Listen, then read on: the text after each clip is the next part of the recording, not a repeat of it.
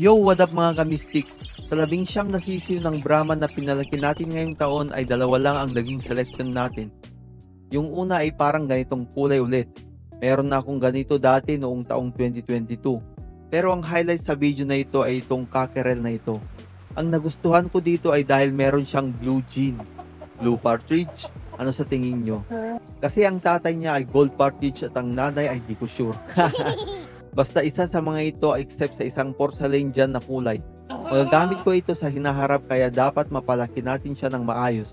Ang balak ko dito ay balik sa mga hens na salmon pansamantala.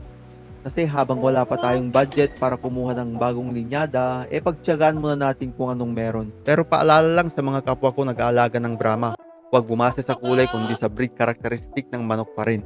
Ano favorite color niyo sa mga Brahma? Patingin na rin yung mga napalaki nyo ngayong taon. Hanggang dito na lang. I'm out. Peace.